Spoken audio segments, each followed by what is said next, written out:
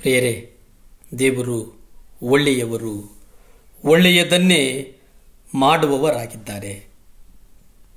ರೋಮಪತ್ರಿಕೆ 8ನೇ ಅಧ್ಯಾಯ 28ರಲ್ಲಿ ನಾವು ನೋಡ್ತೇವೆ, ಇದಲ್ಲದೆ ದೇವರ ಸಂಕಲ್ಪದ ಮೇರೆಗೆ ಕರೆಯಲ್ಪಟ್ಟು ಆತನನ್ನು ಪ್ರೀತಿಸುವವರ ಒಳ್ಳೆಯದಕ್ಕಾಗಿ ಎಲ್ಲವುಗಳು ಒಟ್ಟಾಗಿ ಸಂಭವಿಸುತ್ತವೆ ಎಂಬುದು ನಾವು ಬಲ್ಲೆವು.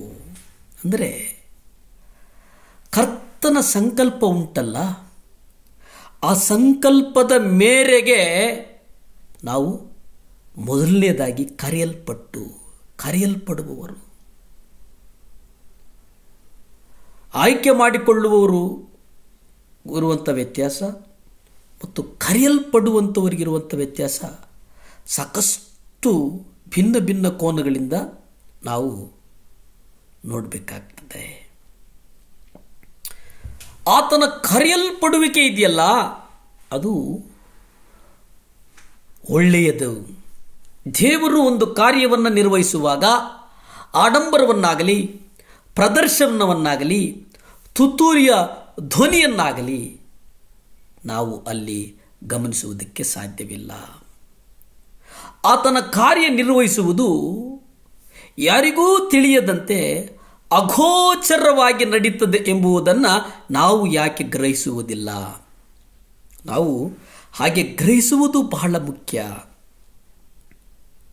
ಕರ್ತನ ಕಾರ್ಯಗಳು ಅಗೋಚರವಾಗಿ ನಡೆಯುತ್ತವೆ ಪ್ರಿಯರೇ. ಕೆಲವೊಂದು ಸಲ ಆ ಕಾರ್ಯಗಳು ಗುಪ್ತವಾಗಿ ಸಂಭವಿಸುವುದಿಲ್ಲ, ಆ ಕಾರ್ಯಗಳು ತಟ್ಟನೆ ನಮ್ಮ ಗಮನಕ್ಕೆ ಬರುತ್ತವೆ. ಇದೆಲ್ಲದರ ಫಲವಾಗಿ ಆಕಸ್ಮಿಕವಾಗಿ ಸುಯೋಗದಿಂದ ನಡೆಯುವಂಥ ಕೆಲವು ಕಾರ್ಯಗಳನ್ನು ನಾವು ಗ್ರಹಿಸಿಬಿಡುತ್ತೇವೆ. ಪ್ರಾರ್ಥನೆಯಿಂದ ಉಂಟಾದ ನಿರ್ದಿಷ್ಟವಾದಂಥ ಉತ್ತರಗಳು, ನಿಮ್ಮ ಸ್ವಂತ ಪ್ರಾರ್ಥನೆಗಳು ಅಥವಾ ನೀವು ಇತರರಿಗೆ ಮಾಡಿದಂಥ ಪ್ರಾರ್ಥನೆಗಳಿಗೆ ದೇವರು ಮಾಡುವ ಕಾರ್ಯಗಳು ಅವು ಅತ್ಯದ್ಭುತವಾಗಿರುತ್ತವೆ. ನೀನು ಮರೆಮಾಡಿಕೊಳ್ಳುವ ದೇವರಾಗಿದ್ದಿ ಎಂದು ವಿವರಿಸ್ತೇವೆ. ಯೆಶಾಯ ಪತ್ರಿಕೆ 45ನೇ ಅಧ್ಯಾಯ 15ರಲ್ಲಿ ನಾವು ನೋಡುವುದಾದರೆ, ಓ ಇಸ್ರಾಯೇಲರ ದೇವರೇ, ರಕ್ಷಕನೇ, ನಿಶ್ಚಯವಾಗಿಯೂ ನೀನು ಮರೆ ಮಾಡಿಕೊಳ್ಳುವ ದೇವರಾಗಿದ್ದಿ. ಎಷ್ಟು ಚೆನ್ನಾಗಿದೆ ನೋಡಿ. ಆತನು ಮರೆಮಾಡಿಕೊಳ್ಳುವ ದೇವರಾಗಿದ್ದಾನೆ. ಆತನು ಯಾರು ಅಂದರೆ ಇಸ್ರಾಯೇಲರ ದೇವರು, ಇಸ್ರಾಯೇಲರ ದೇವರಾಗಿದ್ದಾನೆ ಪ್ರಿಯರೇ. ರೋಮಪತ್ರಿಕೆ 11ನೇ ಅಧ್ಯಾಯ 33ರಲ್ಲಿ ನಾವು ನೋಡುವುದಾದರೆ, ನಾವು ಅವರ ಕಾರ್ಯವಿಧಾನವನ್ನು ಕಂಡುಹಿಡಿಯುವುದು ಎಷ್ಟೋ ಅಸಾಧ್ಯ ಪ್ರಿಯರೇ. ನಾವು ಯಾವುದೇ ಕಾರಣಕ್ಕೂ ಆತನ ಕಾರ್ಯಗಳನ್ನು ಕಂಡುಹಿಡಿಯುವುದಕ್ಕೆ ಸಾಧ್ಯ ಇಲ್ಲ. ಇದು ಬಹಳ ಬಹಳ ಬಹಳ ಮುಖ್ಯ. ಮತ್ತಾಯ ಪತ್ರಿಕೆ 14ನೇ ಅಧ್ಯಾಯ 30ರಲ್ಲಿ ನೀವು ನೋಡಿ, ತೆರೆಗಳು ರಭಸದಿಂದ ಅಪ್ಪಳಿಸುವ ಸಮಯದಲ್ಲಿ ಅತಿ ಮುಖ್ಯವಾದದ್ದನ್ನು ಮಾಡಬೇಕಾದದ್ದು ನಿಮ್ಮ ದೃಷ್ಟಿಯನ್ನು ಸ್ವತಃ ಯೇಸುವಿನ ಮೇಲೆ ಇರಿಸುವಂಥದ್ದು. ನಮ್ಮ ತಪ್ಪು ಕೆಲಸಗಳನ್ನು ಸಹ ಅವರ ಮಹಿಮೆಗಾಗಿ ಮತ್ತು ನಮ್ಮ ಒಳಿತಿಗಾಗಿ ಫಲದಾಯಕವಾಗಿ ಮಾಡುವವರನ್ನು ನಾವು ಕಾಣ್ತೇವೆ.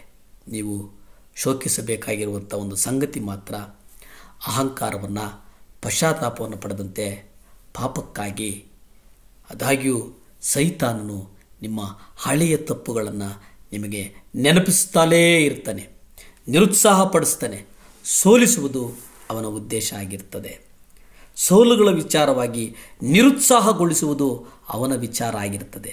ಆದರೆ ಕರ್ತನು ನಿರುತ್ಸಾಹದ ಬದಲಿಗೆ ಉತ್ಸಾಹ, ಸೋಲಿನ ಬದಲಿಗೆ ಜಯ ಕೊಡುವವನು ಕರ್ತನು ಕೊಡ್ತಾನೆ. ಪ್ರಾರ್ಥಿಸಿಕೊಳ್ಳೋಣವೇ. ಭೂಮಿ ಆಕಾಶಗಳನ್ನು ಉಂಟು ಮಾಡಿದಂಥ ಸರ್ವಶಕ್ತನಾದಂಥ ದೇವರ ಸ್ತೋತ್ರಪ್ಪ. ಎಸಪ್ಪ, ಒಪ್ಪಿಸ್ಕೊಡ್ತೇನೆ ಸ್ವಾಮಿ, ಸಹಾಯ ಮಾಡಪ್ಪ. ಪರಿಶುದ್ಧಾತ್ಮ ದೇವರೇ ಸಹಾಯ ಮಾಡಪ್ಪ.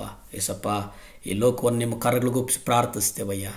ನೀವು ಹೇಳಿದ್ರಲ್ಲ ಸ್ವಾಮಿ, ನನ್ನ ಮಕ್ಕಳು ಅನೇಕರಿಗೆ ಸಾಲ ಕೊಡುವವರು ಹೊರತು ಸಾಲ ತೆಗೆದುಕೊಳ್ಳುವುದಿಲ್ಲ ಅಂತ ಹೇಳಿದಂಥ ದೇವರೇ, ಅಪ್ಪ ಯೇಸುವೇ ಸಹಾಯ ಮಾಡು, ದೇವರೇ ಸಹಾಯ ಮಾಡು, ಪರಿಶುದ್ಧನೇ ಸಹಾಯ ಮಾಡಪ್ಪ, ಆಶೀರ್ವಾದ ಮಾಡಪ್ಪ, ಆಶೀರ್ವಾದ ಮಾಡು ಸ್ವಾಮಿ, ದೇವರೇ ಸಹಾಯ ಮಾಡು ಸ್ವಾಮಿ. ಯೇಸುವಿನ ನಾಮದಲ್ಲಿ ಬೇಡ್ತೇನೆ ಸ್ವಾಮಿ.